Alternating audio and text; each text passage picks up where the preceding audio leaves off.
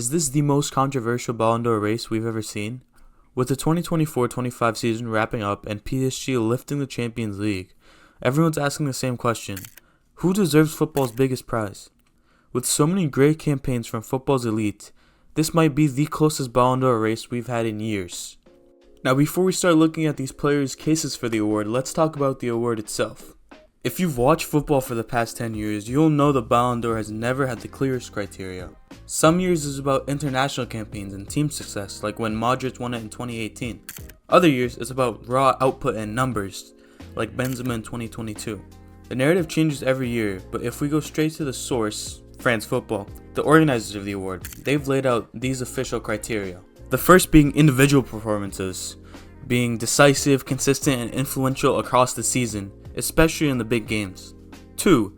Team performances and achievements, trophies won and how much a player has contributed to their success. And 3. Class and fair play, the player's behavior on and off the pitch, how they carry themselves, and how they treat the game as a whole.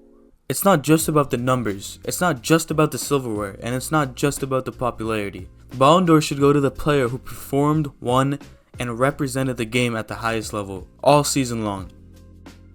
So now that we got the real standards laid out, let's see who actually met them and who didn't. The first player we'll go over is Rafinha. The Brazilian put up insane numbers this season, netting 34 goals and producing 25 assists across all competitions. Easily the most productive campaign of his career. But honestly, I think it's kind of a disgrace that he's even being mentioned in the Ballon d'Or conversation. Yes, his production this season was off the charts, but is that really what the sport is about? It's about presence, impact, the eye test. And when you watch Rafinha play, do you really see a Ballon d'Or winner? Because I definitely do not. In both the Champions League semi-final legs against Inter, he was completely invisible. No impact, no big moment, just a name on the team sheet. And don't get me wrong, the fact that he's even in this conversation is a compliment in itself. But when we're talking about the best player in the world, Rafinha is just not at that level. Now let's go over to Liverpool, where Mohamed Salah once again put up astonishing numbers, with 34 goals and 23 assists across all competitions. For most of the Ballon d'Or cycle, Salah was the overwhelming favorite. He was consistent, explosive, and Liverpool were flying. But then things fell apart. First came the shock Champions League defeat to PSG in the round of 16, where Salah failed to make an impact. Then just a couple days later came his disastrous performance in the Carabao Cup final as Liverpool lost to Newcastle. These were two massive games, and Salah disappeared in both. After that brutal week of setbacks, his level visibly dropped. He wasn't the same player for the rest of the season. If things had gone differently, if Liverpool had gone deeper in Europe or lifted another trophy, we'd probably be talking about Salah as the top 2 lock for the Ballon d'Or. But the truth is, it just wasn't his year. Over to Madrid now, where the mood amongst the Madristas is disappointment. And it's for a good reason. With the signing of Kylian Mbappe, arguably one of the best players in the world, expectations were sky high at the start of the season, but the reality did not live up. Mbappe had an impressive stat sheet as always, with 43 goals and 5 assists, and he walked away with the European Golden Boot.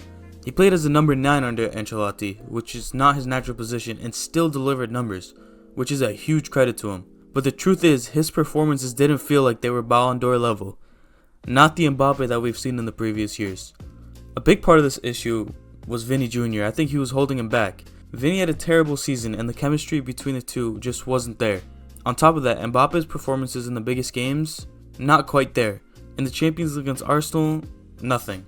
And who can forget the first El Clasico of the season, where he looked offside almost every 30 seconds.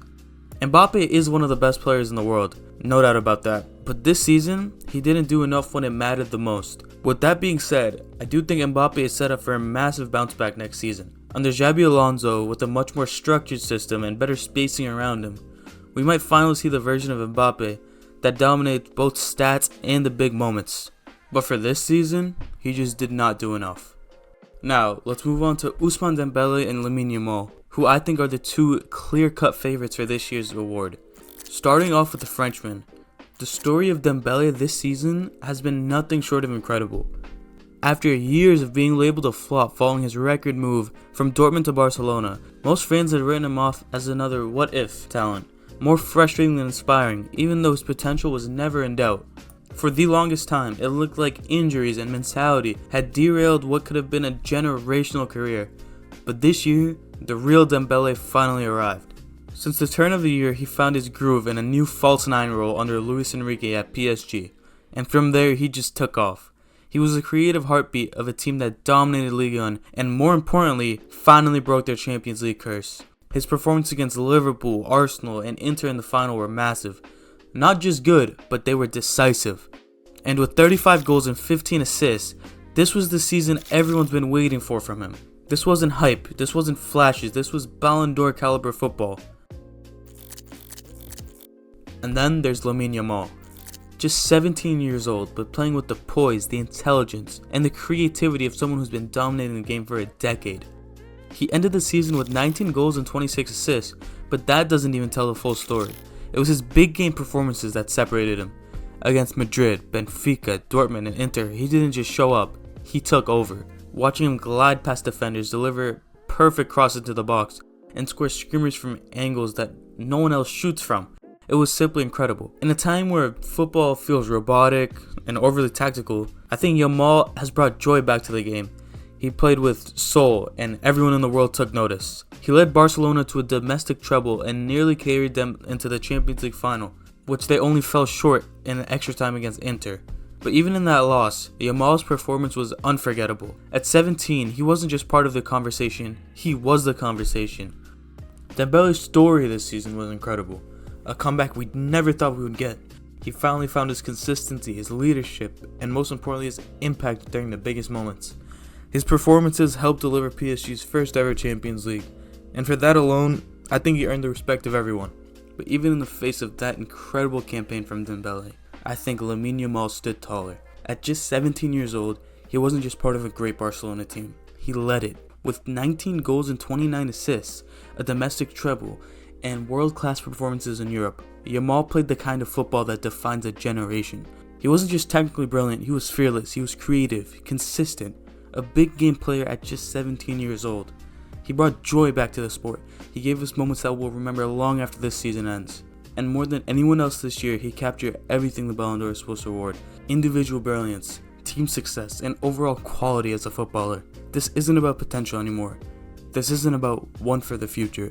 This is about the best player in the world, and it's Lamine Yamal.